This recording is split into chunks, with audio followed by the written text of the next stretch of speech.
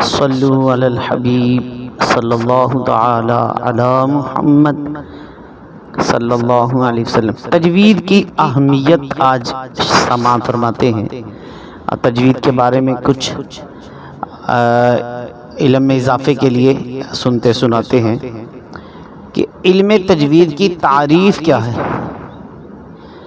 تو علم تجوید اس علم کا نام ہے جس میں حروف کے مخارج اور ان کی صفات اور حروف کی تصحیح یعنی درست ادا کرنے اور تحسین یعنی خوبصورت پڑھنے کے بارے میں بحث کی جاتی ہے۔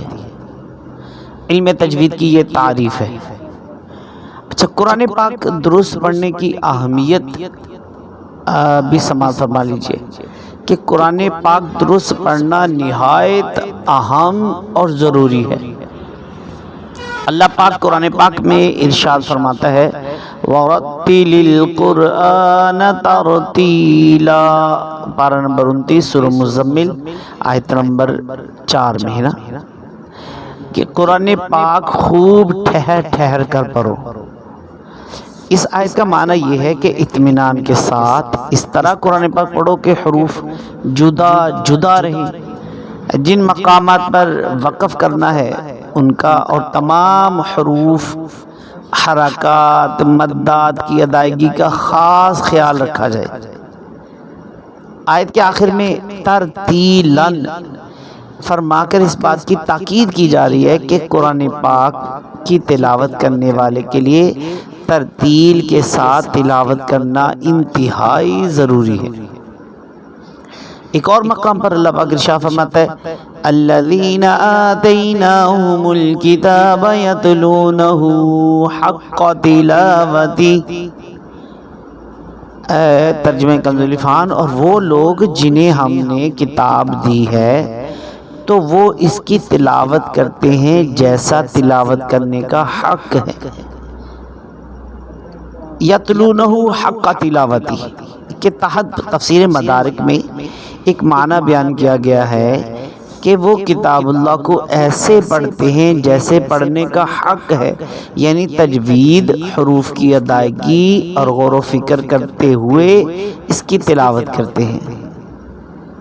تفسیر صراط الجنان میں ہے کہ اس سے یہ بھی معلوم ہوا کہ کتاب اللہ کے بہت سے حقوق بھی ہیں۔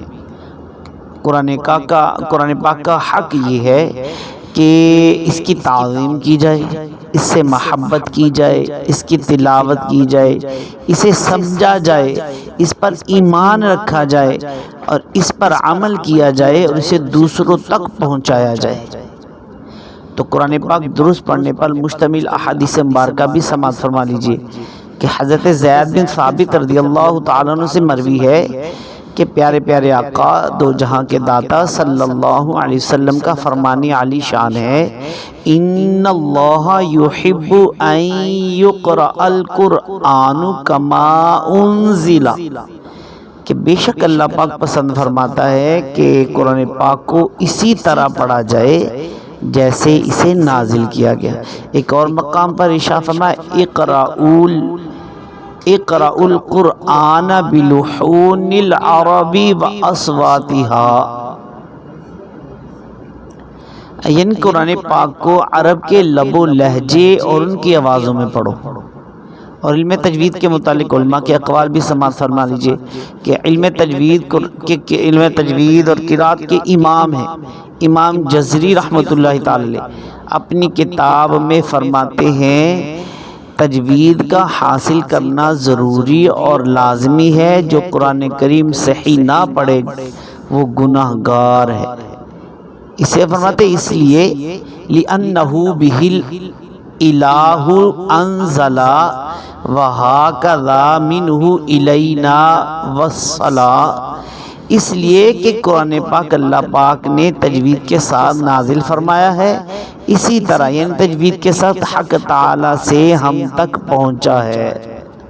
ملا علی قاری رحمۃ اللہ تعالی علیہ فرماتے ہیں هذا العلم لا خلاف فی انہ فرض کفایتی والعمل به فرض عین، یعنی اس علم کا حاصل کرنا بلا اختلاف فرض کفایہ ہے، اور اس کے مطابق عمل کرنا یعنی تجوید کے ساتھ پڑھنا فرض ہے۔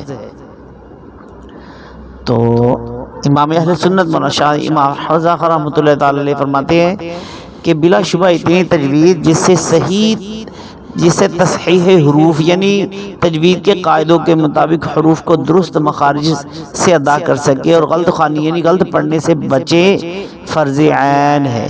اور بزازیہ وغیرہ میں ہے کہ لحن سب کے نزدیک حرام ہے، جو اسے بدعت کہتا ہے اگر جاہل ہے تو اسے سمجھا دیا جائے، اور جان بوجھ کر تجوید کی فرضیت جانتے ہوئے کہتا ہے تو کفر ہے کہ فرض کو بدعت کہتا ہے۔ اور تجوید کے ساتھ قرآن پاک پڑھنے کے متعلق مفتی احمد جعلی اعظمی رحمۃ اللہ تعالی علیہ کے بیان کردہ ایک مسئلے کا خلاصہ ہے کہ جس سے حروف صحیح ادا نہیں ہوتے اس پر واجب ہے کہ حروف صحیح ادا کرنے کی رات دن کو پوری کوشش کرے، اور اگر نماز میں صحیح پڑھنے والے کی اقتدا کر سکتا ہے تو جہاں تک ممکن ہو اس کی اقتدا کرے، یا وہ آیتیں پڑھے جن کے حروف صحیح ادا کر سکتا ہو، اور یہ دونوں صورتیں ناممکن ہو تو کوشش کے زمانے میں اس کی نماز ہو جائے گی، اور کسی اپنے ہی جیسے کی امامت بھی کر سکتا ہے، لیکن اگر کوشش بھی نہیں کرتا تو خود اس کی نماز بھی نہیں ہوگی، اور دوسرے کی اس کے پیچھے کیا ہوگی۔ آج کل عوام اور عام لوگ جو ہے اس میں مبتلا ہیں کہ غلط پڑھتے ہیں اور صحیح پڑھنے کی کوشش بھی نہیں کرتے۔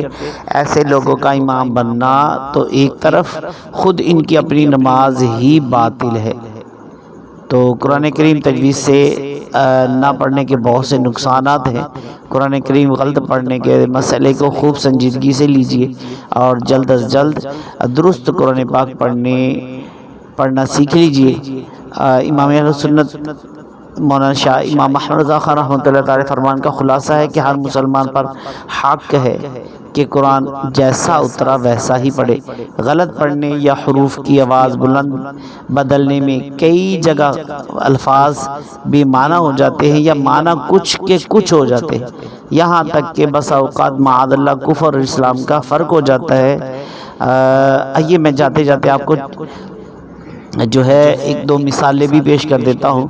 مثلا الحمدللہ رب العالمین، اس کا مطلب سب تعریف اللہ کے لیے جو تمام جہانوں کا پالنے والا ہے۔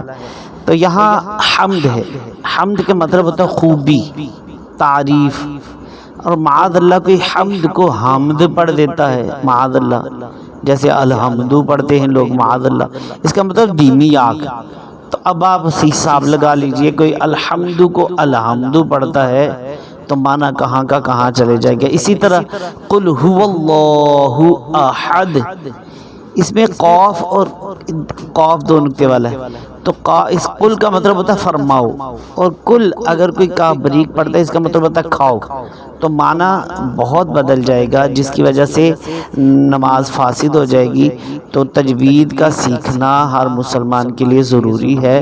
اپنے وقت کو نکالیے، اور وقت نکال کر یہ جو تجوید کے قواعد ہیں قرآن پاک کو تجوید کے ساتھ پڑھنا سیکھنا شروع کر دیجئے، اور اس کی برکت سے مالا مال ہوئیے۔ اللہ پاک عمل کی توفیق عطا فرمائے، آمین، بجاہ النبی الامین صلی اللہ علیہ وسلم۔